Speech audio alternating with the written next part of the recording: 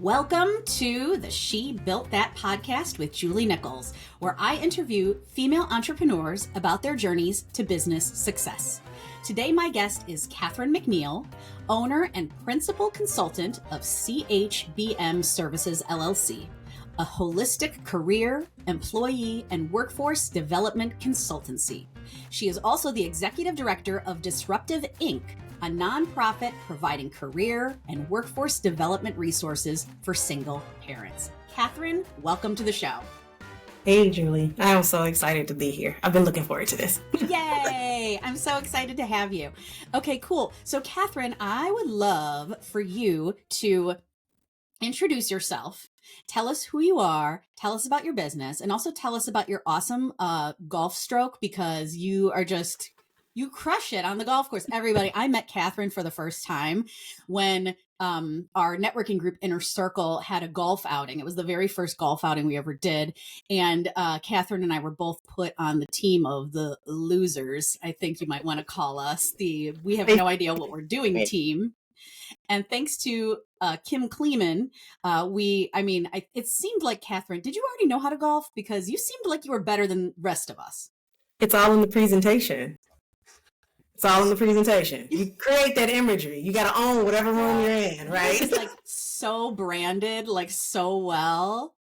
Because I got that impression that you knew what you were doing. And I was over here like, I have no idea what I'm doing. I mean, whatever. I did not do well. Let's just put it that way. But Catherine was an inspiration to me that day. She seemed to know what she was doing, or at least she's really good at golf, just naturally. Anyway, Catherine, please go ahead. Now that I've told everybody about your golf swing, please tell us about you and your businesses. So that is such a loaded question, right? Because I'm one of those folks that's like, I hate talking about myself. Oh. And then at the same time, right, like, because once I start, it's over. I don't know where to start, but let's start with what's happening right now. Okay. So as of right now, my primary focus is around building networks and emphasizing relationships, right? Mm-hmm. So much so where through the not-for-profit, through the 501c3 Disruptive Inc., I started piloting this activity called intentional interchanges. I know so many people that absolutely cringe when they walk into a room filled with strangers.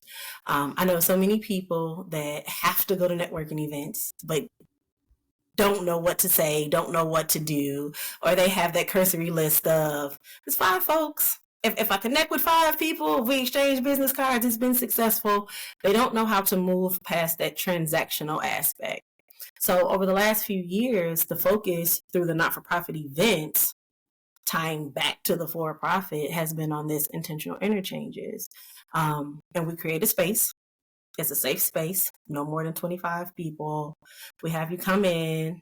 I build out the prompts. They're a little invasive.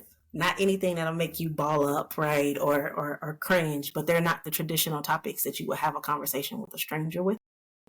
And I set the room up where there's 2 prompts per table. The expectation is that you're connecting and you're starting to build meaningful relationships with complete and utter strangers based on the context of, for the not-for-profit, is because we support parents. So everybody in the room is a parent. So that's that foundation. If it's in a professional space, then it's everybody that's on this particular Intech team, right? Or it's everybody in this employee resource group. So they have that foundation. But other than that, they have no connection. And by the time folks get to that second, third table, they're exchanging contact information. They're taking selfies with each other. And the reason why that overlap exists between the for-profit and the not-for-profit is because I focus on career and workforce development for professionals, regardless of their background.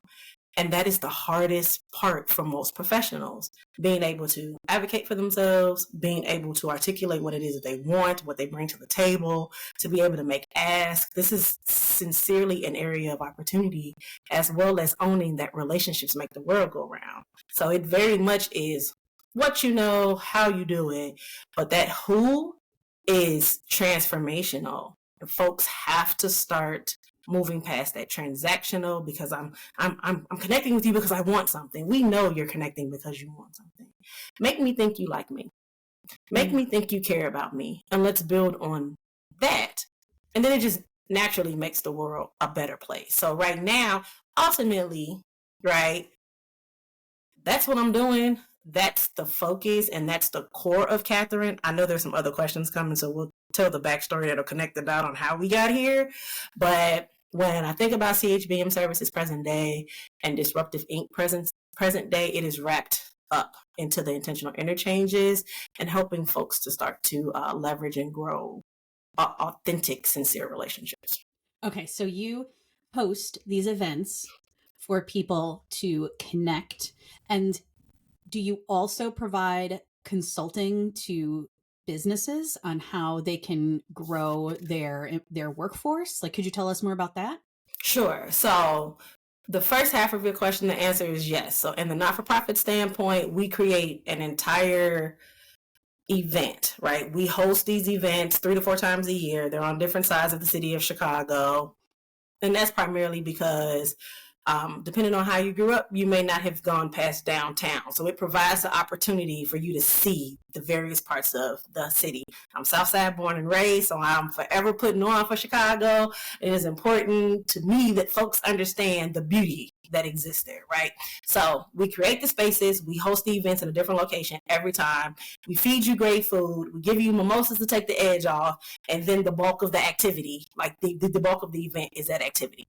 And this is your nonprofit Disruptive. That's through the non-for-profit Disruptive Inc. Now, to your question, on the for-profit side, we don't create that type of environment in the corporate space. We will come into your corporate space with your Intech team, with your employee resources group, as you see fit.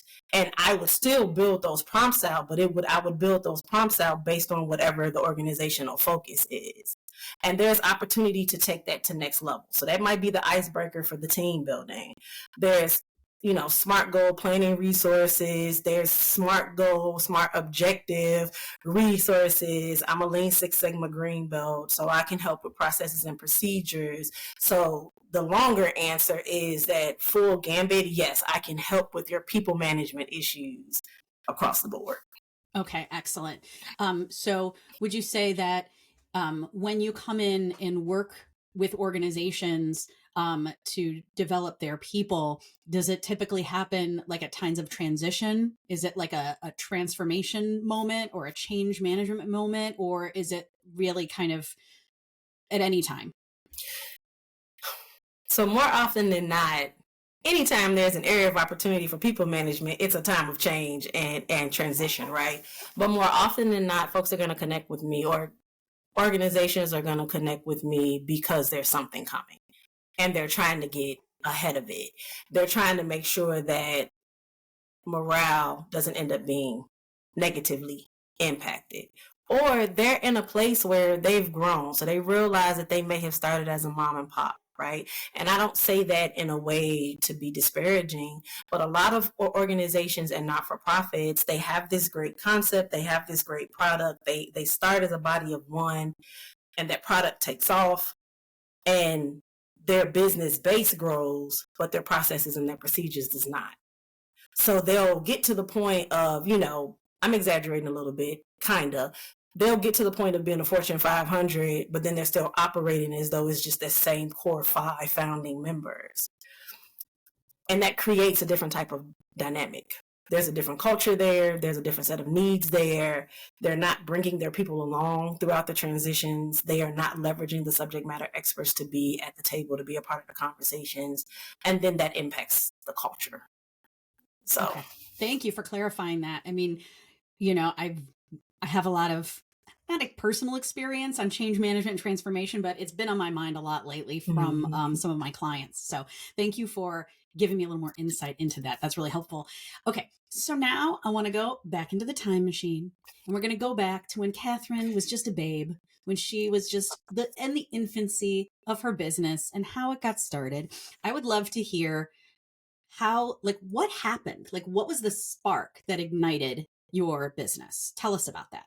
So there's been a few sparks because there's been transition, there's been growth, there's been rebranding.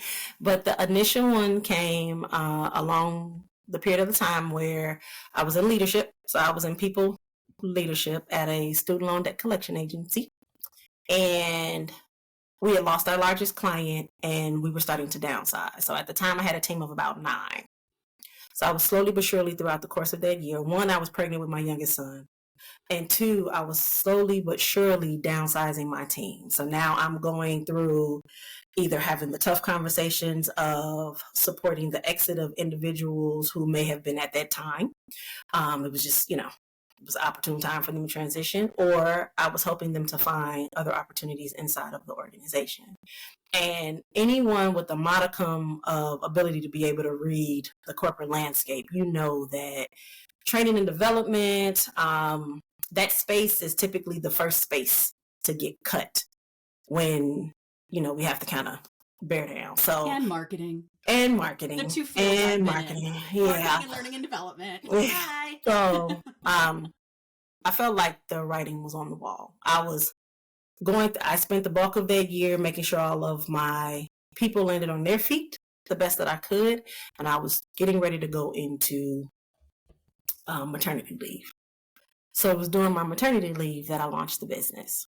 I have a nice not-for-profit background, so I've always been infatuated with, intrigued with, right, or invested in the career development space. I've always raised questions around how we traditionally do career development. We focus it more on the job readiness piece, but not the job maintenance and career growth aspect of it. So at the time, I was thinking about a quick win. What can I do to start to generate additional revenue? Because I don't know what's going to happen, but I got a good feeling that when I come back from maternity leave, my life is about to drastically change. Mm-hmm. So I leaned into what I knew then, and that was everything around the ABCs of career development. So, job searching, interviewing skills, coaching from that standpoint, creating LinkedIn profiles, writing resumes, creating cover letters. So I launched it as a sole proprietorship from that standpoint. And then, of course, the shift happened. When I returned from maternity leave, we went on and got my severance package. I did that transition, and I was unemployed for about a year. And during that year, I started speaking and engaging in not-for-profits. And again, because from a not-for-profit standpoint, it is literally about getting you the job. It's not too much of a focus on building you as an individual, your interpersonal skills, teaching you how to maintain, survive and thrive per se, right? There are some programs that kind of dibble and dabble there, but primarily it's about getting you in the door. So I was starting to pivot that conversation, and wherever I could, of course, I was telling you a little bit more about how to really show up in the interviews and engage, and how you should be searching for positions that you actually want to do. Yes, you have to start somewhere, but if at the end of the day you want to be like the CEO of Foot Locker, right, then you start as a salesperson and you start to build the relationship. So just early on, I was starting to weave those type of things into the conversation,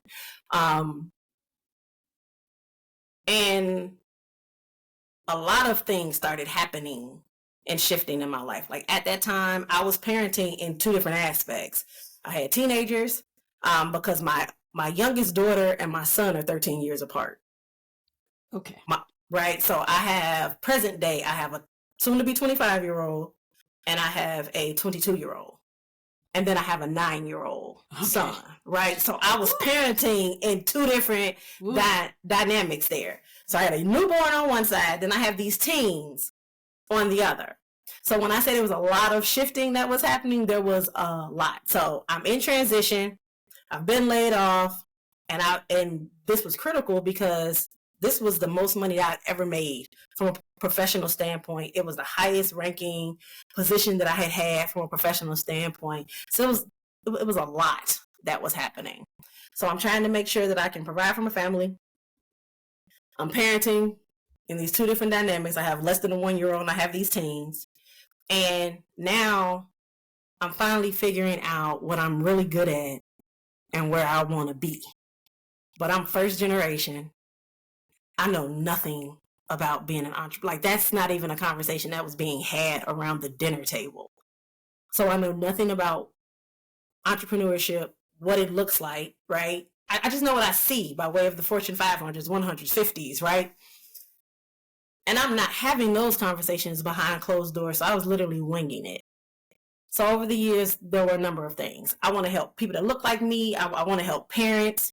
There's some type of connection between career development and day-to-day life, but I hadn't figured it out at the time.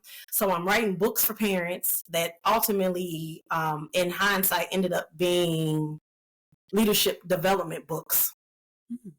And resources for parents, like quick reads, it's less than 60 pages, but it's just tips around the correlations that I'm drawing between being a parent and how you show up in the workspace, or prioritizing your well-being and your self-care. So then this starts to build the foundation for how I transition into this holistic career development space. Because now I'm like, oh, if you can't do the basics, right? Because I've never realized this, because I've been in survival mode my whole life. I'm Black in America, right? Hate to sound taboo, but it's the reality of it. And I'm a double minority because I'm a woman too. So it's been a hustle my entire life, and you get to a point where this is just what you do.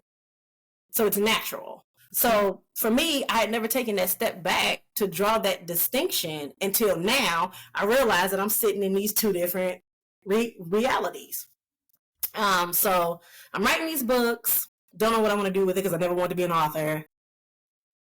I'm learning more about career development specifically, like holistically, as opposed to what we know about the interviewing, and the resume writing and all of that. So it's a whole bigger picture that encompasses leadership development, professional development. But these are things you don't engage unless you're in a corporate space. You're not having these conversations unless you're at an entity that has the resources to bring you along. If you're working for a small business or working retail or whatever, like they don't do that. And that conversation, like everything is under the guise of professional development, and it's very loose, like primarily only focuses on conflict, and very, very loosely too. So I land my new job, which is present day where I am now. So I work in HR for a Fortune 500 utility and talent development specifically, right? So I'm growing and learning and applying apples to apples, and I'm growing out my organization, and I'm realizing that I want to help mothers, and typically money is tight. So how do I do that? So now I'm learning about all of these different structures and organizations. So I launched an L3C first, right? So that was the hybrid between the 501c3 and the LLC, but the tax write-off capabilities don't really exist, and that limited liability corporation was only prevalent in like 9 states. It was just like a whole thing, and they ended up discontinuing it. Okay. So I transitioned what's now known as Disruptive Inc. from that L3C to the 501c3 structure, because I also learned that you don't spend your own money when you do anything.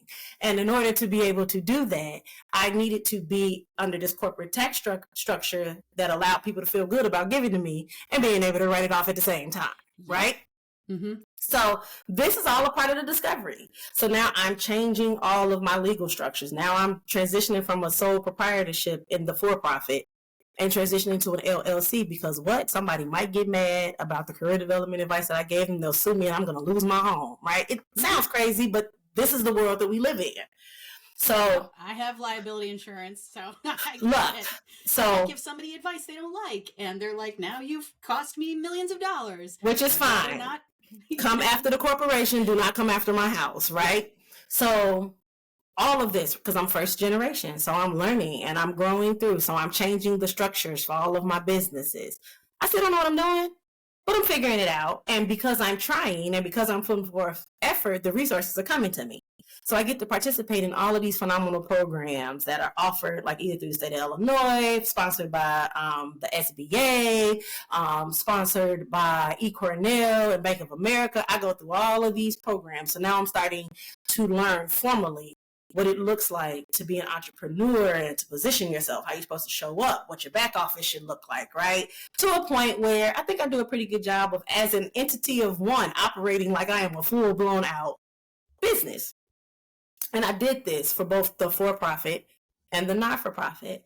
And I started to bridge that gap between, okay, parenting, the correlations with leadership, the correlations to, what it looks like, how you show up as a leader in the business, how you show up as a leader in the home.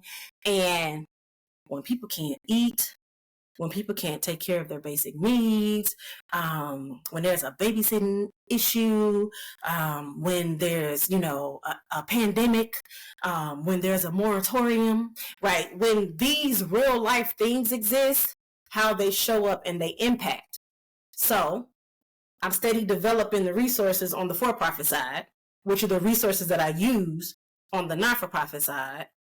And I'm steady presenting to the community on the not-for-profit side. So for the first few years, we were showing up reactively in regards to whatever was happening or trending in the world.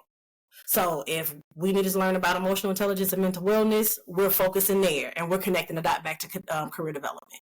If we need, if the moratorium is going on, people are getting evicted, it's PPP loans and all of this other foolishness is happening, we're connecting the dots. We're talking about financial literacy. We're helping people to identify resources to help with housing. We are helping people to understand the difference between or how they can intentionally leverage placement agencies as opposed to, trying to go for jobs and they don't have experience. Like over the years, we're doing all of these things, but it all brought us to relationship building, networking, being able to show up, being comfortable in yourself, being thoughtful enough, being self-aware enough, right? And being okay when you playing in the gray because you don't necessarily know. And that brought us to the intentional interchanges and where we are and why the questions or the prompts that I create are so important, because they still connect the dots between parenting, community building in the home, community building, showing up, and what your end game should be. Whether you're trying to be an entrepreneur, whether you're trying to be an entrepreneur, whether you're trying to be an employee, whatever the case may be. So that's the story. How how they're so well connected. Your two entities. How like at face value you might be like, I don't understand how these are connected. But after hearing that explanation, it's like so obvious now. Like, oh my gosh, yes, you're essentially doing the same core things just for different audiences, and then you're making those connections between the two sides, the leadership in the workplace, the leadership at home. I want to talk more about your children and how they had such a wide gap in your parenting experience, and then you also started a business at the same time. And I would love to hear, if you wouldn't mind sharing personally, building your business through parenting and what that, right? And what that looked like. And you're also a single mother. Is that correct? Mm-hmm. So I would love to hear your thoughts on that. So a lot of what I do present day is tied to what I never thought about, never considered, never wanted to do. It was discovery on the way and me just pivoting based on either something that I learned about myself, some type of growth, someone, raising or challenging that is something that I need to do, and me eventually setting into that, or just getting to the point of like, now I always challenge people to identify what their definition of success is. So I'm going somewhere with this. My definition of success is ultimately the life that I'm living right now. I have my home, and I can have my adult daughters in my home while they're doing what they need to do to start to develop themselves. One of my kids is an entrepreneur. One is in college at DePaul. They don't have to be in this rat race or a part of this social media chaos where, folks are literally driving themselves crazy. They're working 3 jobs, or they have 18 roommates, or, they're eating ramen noodles, right? They're legitimately struggling, trying to do the right thing because they don't have a community to fall back on. I am in a place where I can carry a little bit more of a load for my children, and do simple things like, get cars at 18th birthdays or help for down payments and things along those lines. Right now, I'm not wealthy in any way, shape, fashion, or form. So please no one watch this and think that that's where we're going. But this is my definition of success because my parents couldn't do this for me. I bought my own first car.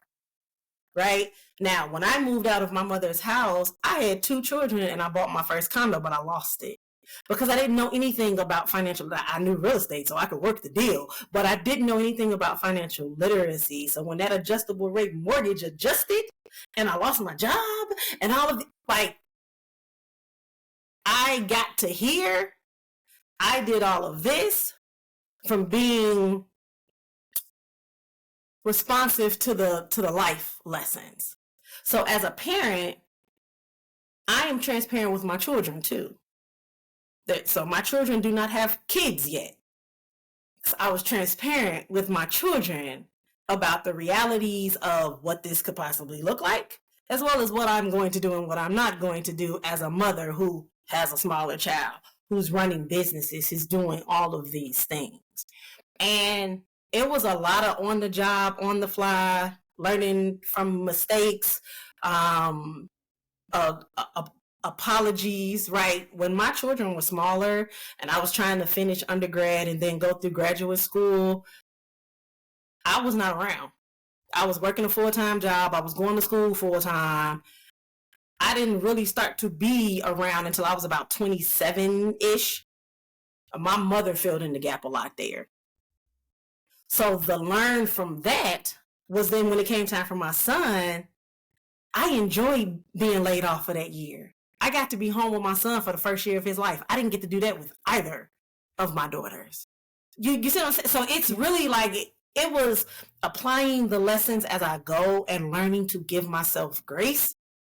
I don't know what I don't know, and I'm going to make mistakes. So I've created that environment with my daughters.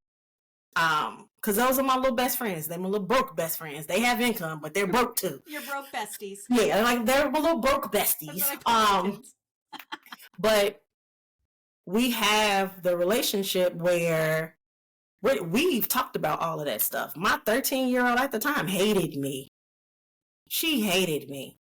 That's how it should be. You know what I mean? Right? But you don't know that because traditionally coming up, right? Like I'm a child of a boomer. I'm a child of 2 boomers.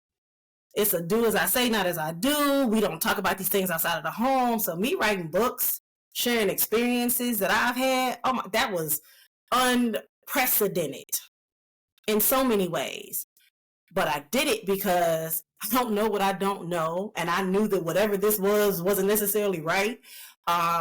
And I knew if I felt like that, then others did too. And that is the foundation of everything. Like if I had this experience, I'm sure somebody else has too, right? So let me help make someone else's life a little easier. And that is in essence my parenting style.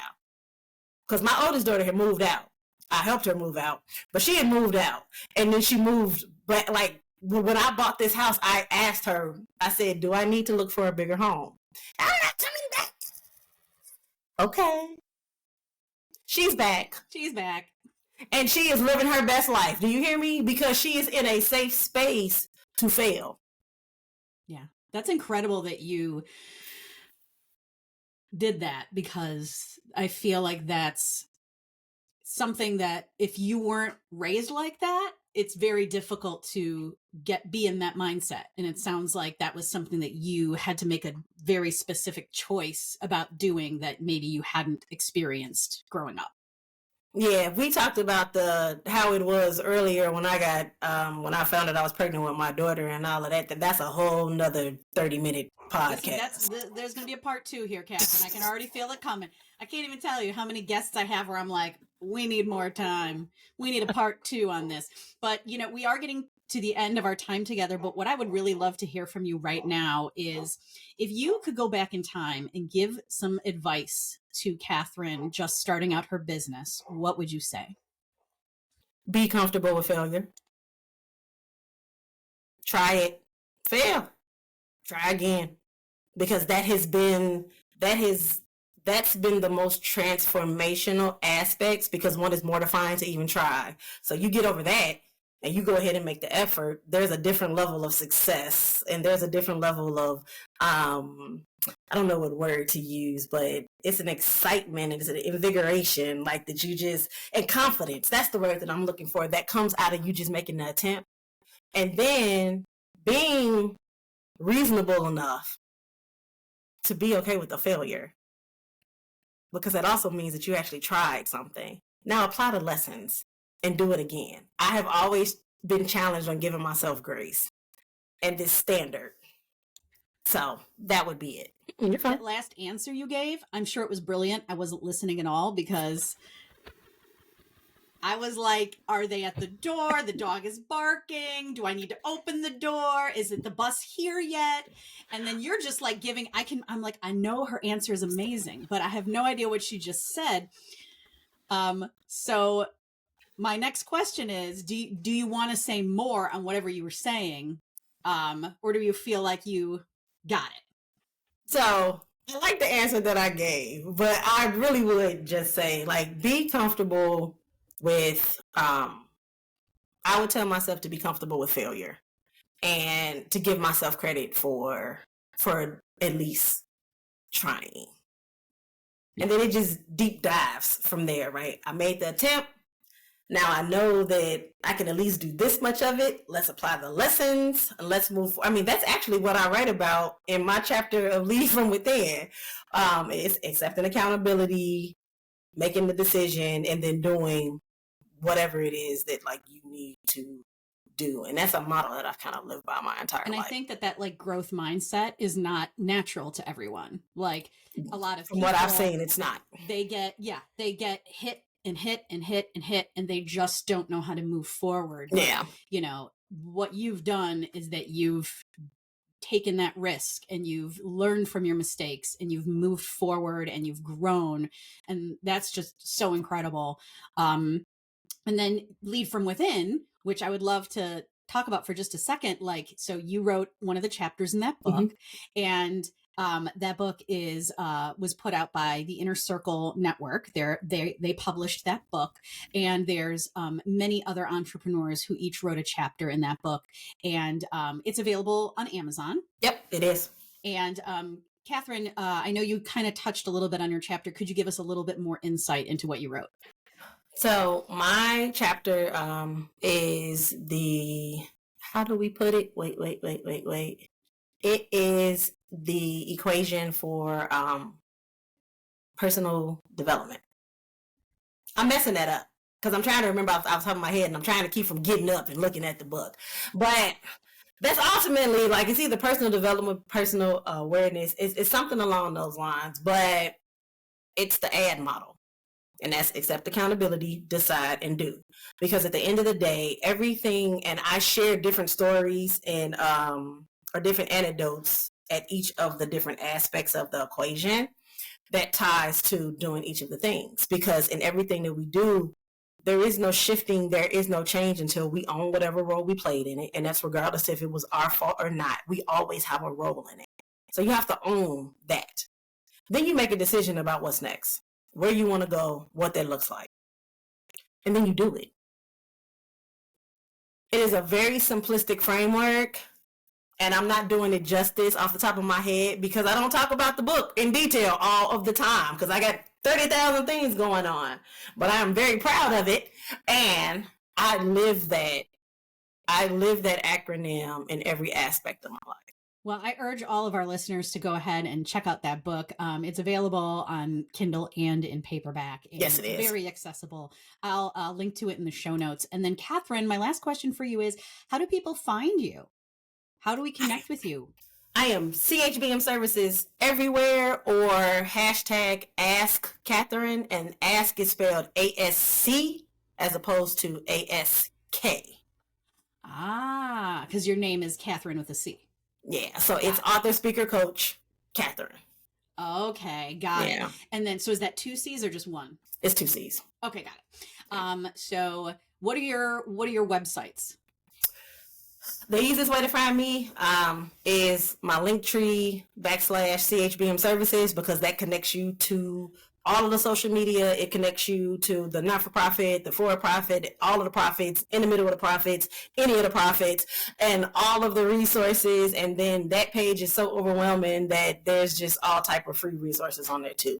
So, perfect. Well, I'm going to link that in the show notes too for anybody who wants to check out Catherine, whether it be for nonprofit, for-profit, high profit, any of the profits, more profits. Let's just get the money, people. Come on, let's do this. Catherine, you have been such a delight, and we have so much more to learn from you that you're definitely coming back at some point. We're going to make that happen. But thank you so much for your time today. It's been wonderful meeting you. And everyone, thank you so much for listening. I'm Julie Nichols of Julie Nichols Marketing. I do small business marketing for businesses like yours. You can reach out to me at julienicholsmarketing.com. That's Julie, Nichols marketing.com. And I would love to help you out. Thank you so much for listening. We'll see you next time.